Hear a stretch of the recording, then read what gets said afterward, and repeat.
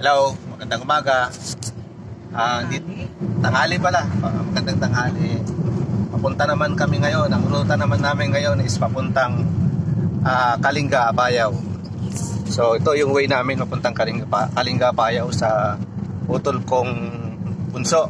Yung kapatid kong bunso kasi dito siya nakakapag-asawa. So ito yung way namin papunta doon sa Tabuk, Kalinga, Apayao. Kalinga. Ay, Kalinga. Apayao. Kalinga.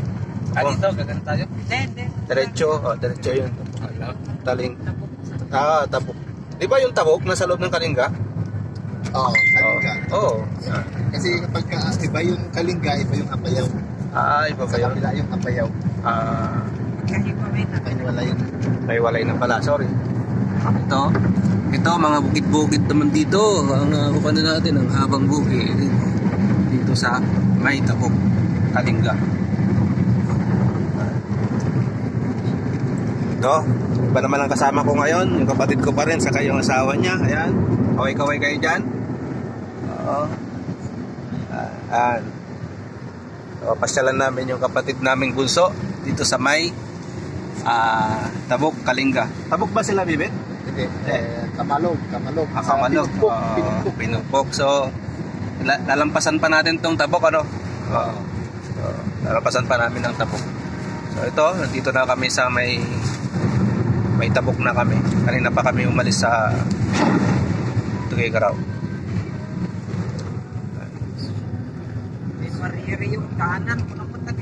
Ang daanan nila dito ay isa mula doon sa pagpasok namin ng Tabuk is na may barrier. Pero tuwid na tuwid yung kalsada nila. Titignan mo, tuwid na tuwid. 6 lanes na. Oo. Yan.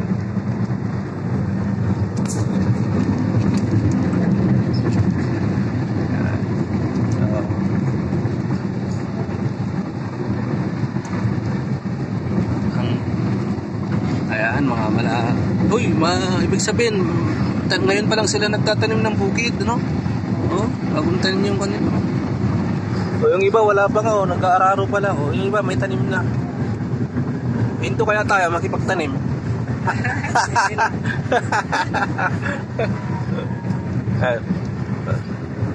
Tatanim kaya ako ng palay noon, di ba? Ano?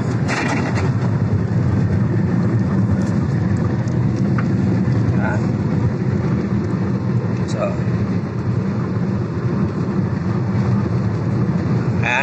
yan guys. So, yan lang muna.